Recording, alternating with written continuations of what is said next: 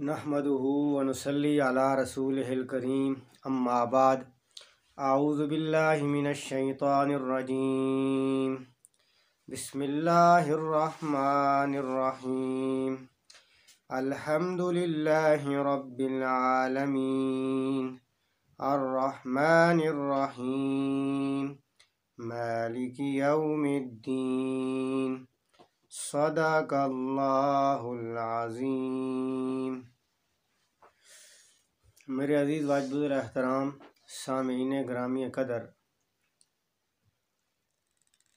जैसा कि आप हज़रात को मालूम है कि हमने कुरान मजीद का दर्स शुरू किया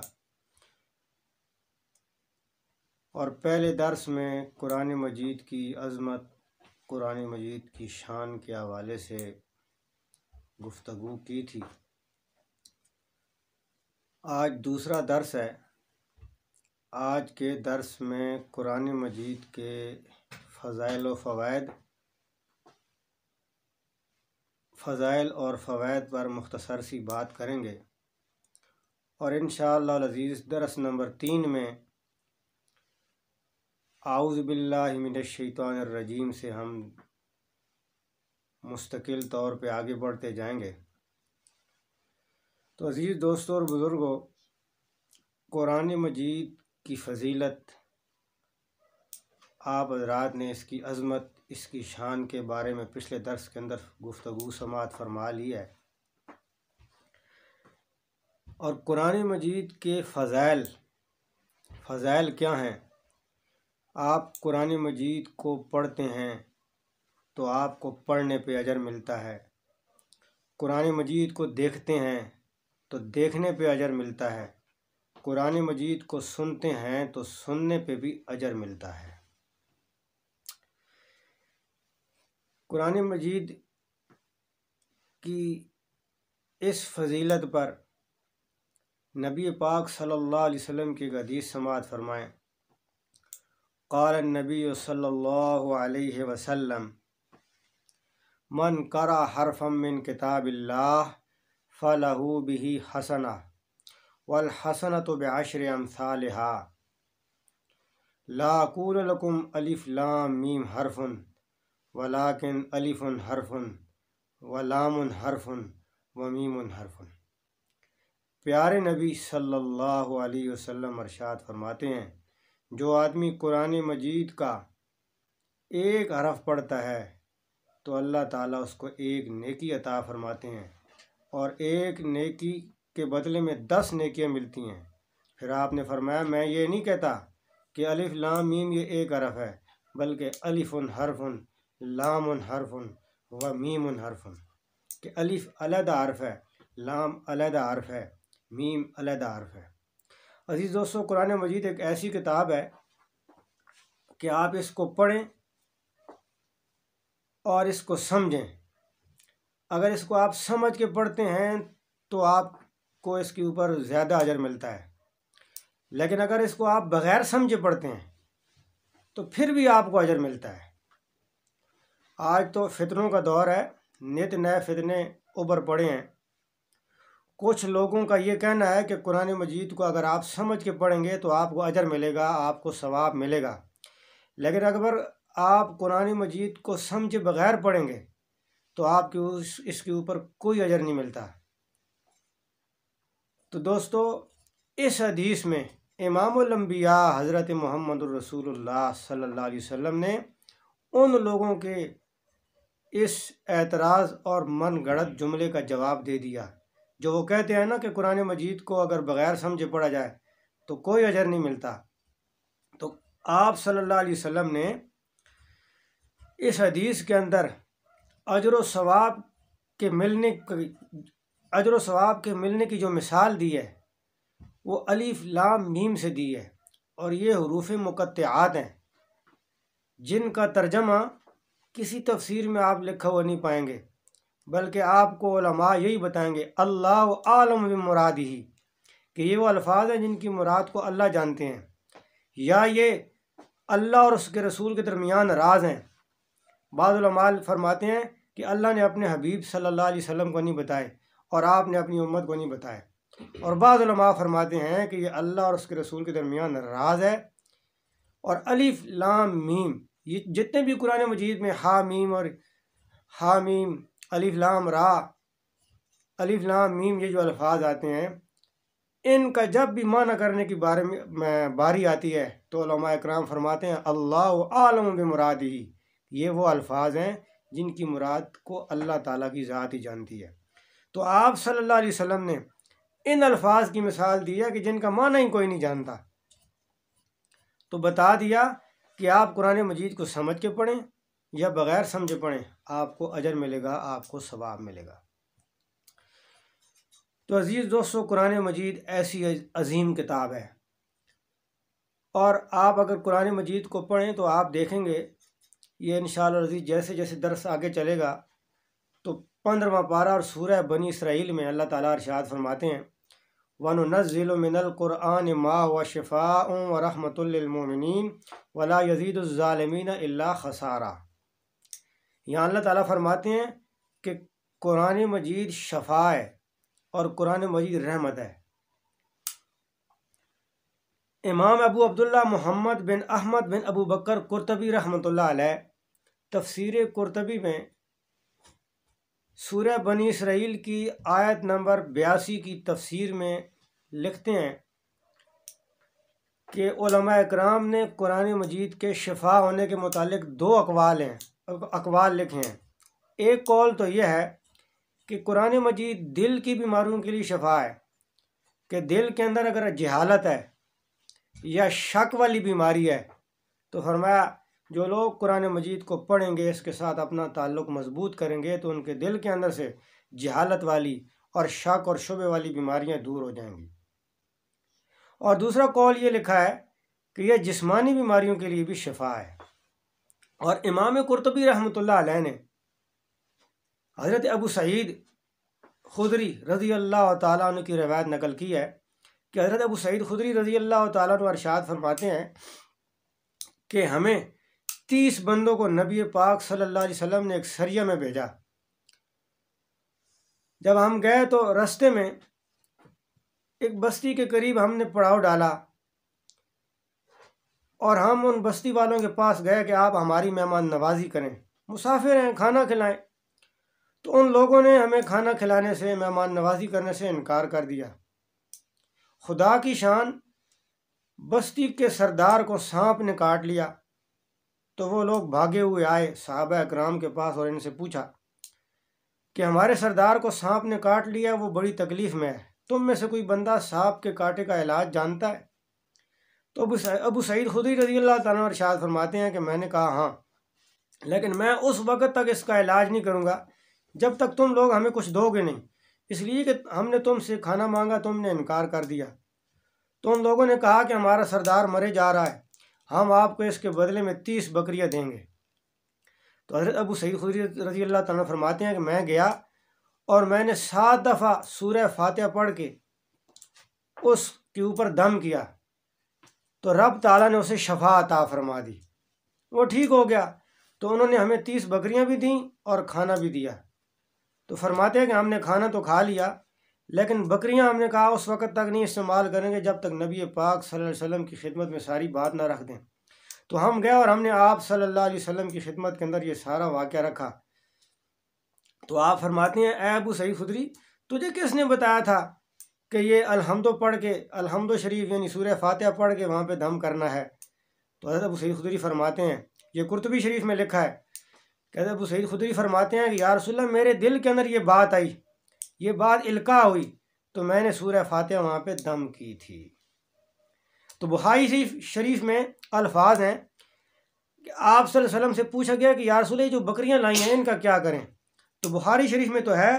ان احب ما اخذتم علیہ اجرا کتاب اللہ، کہ یہ بہترین اجر جو تم نے لیا ہے کتاب اللہ پہ، یعنی آپ نے اجازت دے دی ان بکریوں کو استعمال کرنے کی۔ اور یہاں امام قرطبی رحمۃ اللہ علیہ نے لکھا کہ آپ صلی اللہ علیہ وسلم ارشاد فرماتے ہیں کلو واتمونا من الغنم، کہ خود بھی بکریوں کا گوشت کھاؤ اور ہمیں بھی ان کا گوشت کھلاؤ۔ تو عزیز دوستوں اور بزرگوں، دیکھیے حضرت ابو سعید خدری رضی اللہ تعالیٰ عنہ نے سورہ فاتحہ دم کی اللہ تعالیٰ نے اس سردار کو شفا نصیب فرمائی۔ تو قرآن مجید جسمانی بیماریوں کے لیے بھی شفا ہے اور قرآن مجید روحانی بیماریوں کے لیے بھی شفا ہے۔ اسی طرح تفسیر کبیر کی پہلی جلد میں سورہ فاتحہ کی تفسیر میں انشاءاللہ آگے آئے گا، وہاں لکھا ہے کہ روم کے بادشاہ نے ایک بندہ حضرت عمر فاروق رضی اللہ تعالیٰ عنہ کے پاس بھیجا۔ کیوں بھیجا؟ اس لیے بھیجا کہ میرے سر میں اکثر درد رہتا ہے، میں اپنے شاہی حکماء سے علاج کرا کرا کے تھک چکا ہوں، ہر قسم کی جڑی بوٹی کھا چکا ہوں، لیکن مجھے آرام نہیں آ رہا۔ تم مسلمانوں کے امیر المومنین ہو، تمہارے پاس اگر سر کے درد کی کوئی دوا ہو تو وہ ہمیں دے دی جائے۔ جب وہ بندہ حضرت عمر فاروق رضی اللہ تعالیٰ عنہ کے پاس پہنچا تو تفسیر کبیر میں لکھا ہے کہ حضرت عمر فاروق رضی اللہ تعالیٰ عنہ نے اس بادشاہ کے لیے ایک ٹوپی دے کر بھیجی کہ اس کو اپنے سر کے اوپر پہن لیا جائے۔ اب ہوتا یہ تھا کہ وہ بادشاہ اس ٹوپی کو اپنے سر کے اوپر رکھتا تھا تو اس کے سر کے درد میں افاقہ ہو جاتا تھا، اور جب کبھی اس ٹوپی کو اتارنا پڑتا تو جیسی ٹوپی کو اتارا جاتا تو اس کے سر میں پھر تکلیف شروع ہو جایا کرتی تھی۔ ایک دن اس بادشاہ نے اس ٹوپی کو کھلوایا کہ کھولیں تو صحیح، اس میں کون سی ایسی جڑی بوٹی رکھ دی گئی ہے، کون سی ایسی دوا لگا دی گئی ہے کہ جس کی وجہ سے میں اس کو سر پہ رکھتا ہوں تو مجھے آرام آ جاتا ہے۔ جب اس ٹوپی کو کھولا گیا تو اس کے اندر لکھا ہوا تھا بسم اللہ الرحمن الرحیم۔ تو لکھا ہے کہ اس بادشاہ کو ایمان کی توفیق نصیب ہوئی کہ جس کلام کی صرف ایک چھوٹی سی آیت کے اندر اللہ تعالیٰ نے شفا رکھی ہے تو پورے کلام کی کیا بات ہے۔ تو عزیز دوستو، قرآن مجید میں اللہ تعالیٰ نے روحانی بیماریوں کے لیے بھی شفا رکھی ہے، جسمانی بیماریوں کے لیے بھی شفا رکھی ہے۔ حضرت یہ مشکوٰۃ شریف میں حضرت اسید رضی اللہ تعالیٰ عنہ کی روایت آتی ہے، قرآن مجید پڑھنے سے اللہ کی رحمت نازل ہوتی ہے، کیونکہ اس آیت کے اندر فرمایا وَنُنَزِّلُ مِنَ الْقُرْآنِ مَا هُوَ شِفَاءٌ وَرَحْمَةٌ لِّلْمُؤْمِنِينَ، کہ قرآن مجید ایمان والوں کے لیے رحمت بھی ہے۔ تو جب بندہ قرآن مجید کی تلاوت کرتا ہے یا جس گھر میں قرآن کی تلاوت ہوتی ہے، اللہ تعالیٰ کے رحمت والے فرشتے اس گھر میں اترتے رہتے ہیں، قرآن مجید کو سنتے ہیں، خود اللہ تعالیٰ قرآن مجید کی سماعت فرماتے ہیں۔ تو حضرت اسید رضی اللہ تعالیٰ عنہ تہجد کا وقت ہے اور تہجد کی نماز کے اندر قرآن مجید کی تلاوت کر رہے ہیں، اور جیسے جیسے قرآن پڑھ رہے ہیں ان کو تلاوت میں مزہ آ رہا ہے، صحابی رسول ہے تو کیوں نہ قرآن پڑھتے ہوئے ان کو تلاوت میں مزہ آئے۔ تلاوت کر رہے ہیں، کرتے کرتے جیسی آواز کو بلند کرتے ہیں، قریب چھوٹا بچہ چرپائی پہ سویا ہوا ہے اور آگے گھوڑا بندھا ہے تو وہ گھوڑا بدکنے لگ جاتا ہے، تو اس ڈر سے کہ کہیں یہ گھوڑا میرے بچے کو نقصان نہ پہنچا دے، حضرت اسید آواز کو ایسا کر دیتے ہیں، پھر جیسے ہی آواز کو بلند کرتے ہیں تو پھر وہ گھوڑا بدکنے لگ جاتا ہے۔ تھوڑی دیر کے بعد حضرت اسید رضی اللہ تعالیٰ نے جب نماز کو ختم کیا اور دعا کے لیے ہاتھ اٹھایا تو آسمانوں کی طرف دیکھا کہ کچھ روشنیاں آسمانوں کی طرف واپس جا رہی ہیں۔ حضرت اسید رضی اللہ تعالیٰ عنہ نے صبح کی نماز کے بعد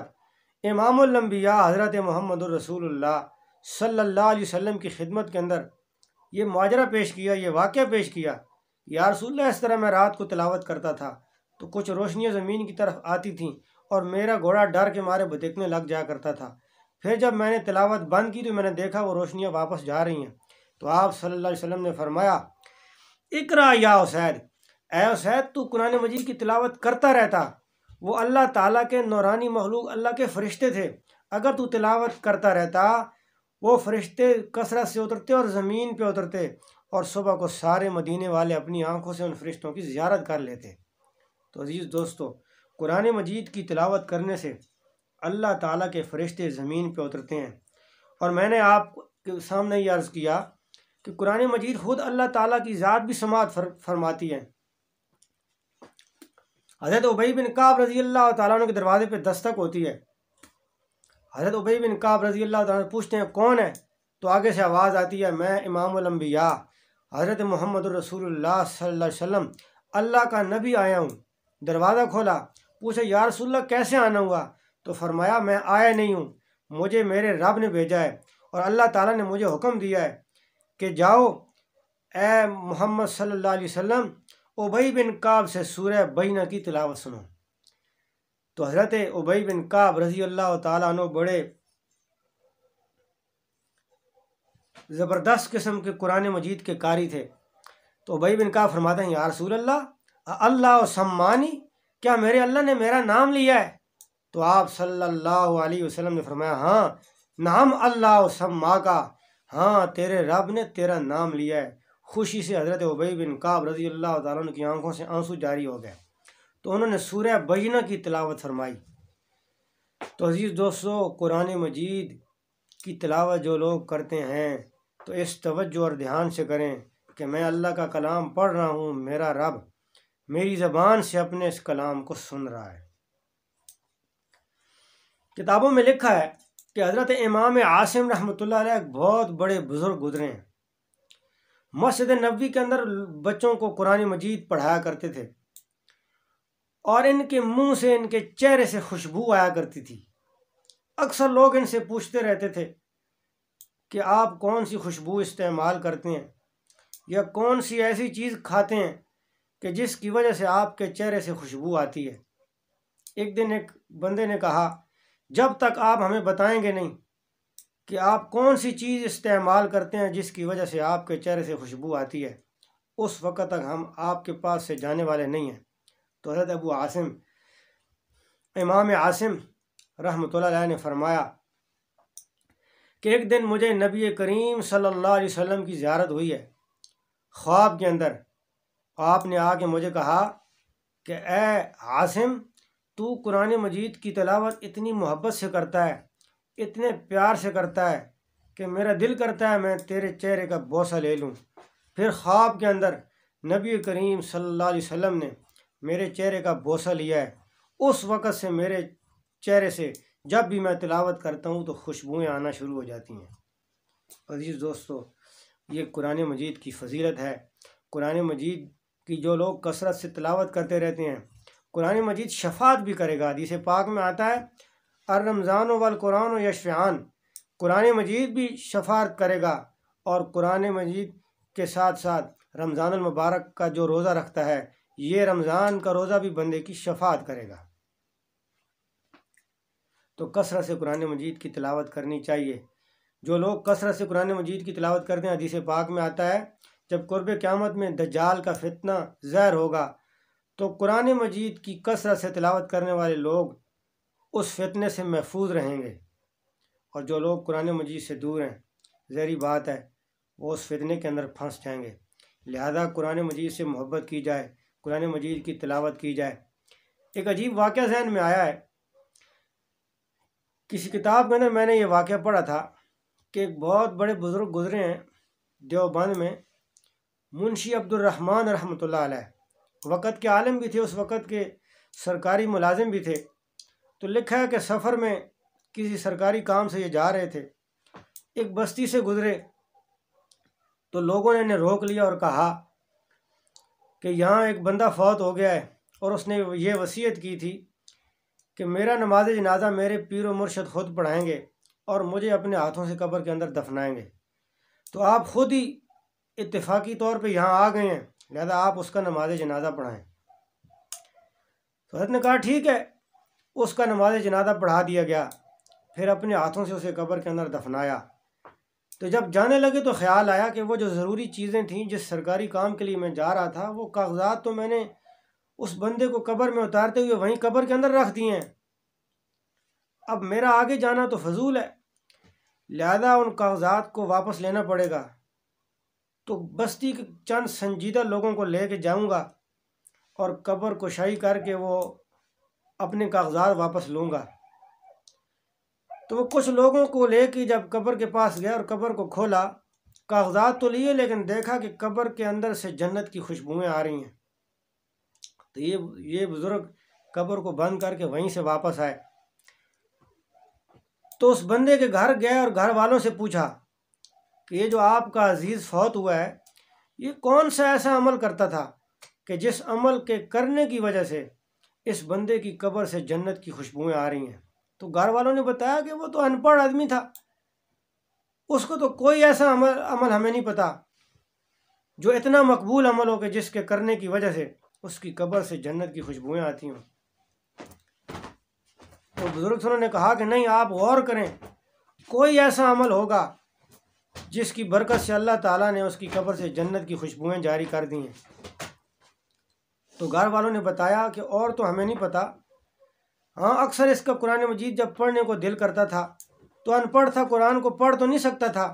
تو قرآن مجید کو ہاتھ میں پکڑ لیتا اور قرآن مجید کی ہر ایک سطر کے اوپر، ہر ایک لائن کے اوپر انگلی پھیرتا جاتا تھا اور یوں کہتا تھا، اے اللہ، میں پڑھنا تو نہیں جانتا لیکن مجھے پتہ ہے میرے رب، تو نے یہ بھی سچ فرمایا ہے، تو نے یہ بھی سچ فرمایا ہے، تو نے یہ بھی سچ فرمایا ہے۔ تو بزرگ فرماتے ہیں یہی وہ عمل ہے قرآن مجید کے ساتھ محبت والا، قرآن مجید کے ساتھ پیار کرنے کی وجہ سے اللہ تعالیٰ نے اس بندے کی مغفرت کر دی ہے اور اس کی قبر سے جنت کی خوشبوئیں جاری کر دی ہیں۔ تو عزیز دوستو، قرآن مجید کی تلاوت کرنے سے بندہ اللہ کے قریب ہو جاتا ہے، اور قرآن مجید قیامت کے دن انسان کی سفارش بھی کرے گا۔ قرآن مجید سے روحانی اور جسمانی بیماریوں سے چھٹکارا حاصل ہوتا ہے۔ اللہ تعالیٰ سے دعا ہے اللہ تعالیٰ ہمیں قرآن مجید کو پڑھنے کی، اس پر عمل کرنے کی اور کثرت سے اس کی تلاوت کرنے کی اور اس کے ساتھ محبت کرنے کی توفیق نصیب فرمائے۔ وآخر دعوانا ان الحمد للہ رب العالمین۔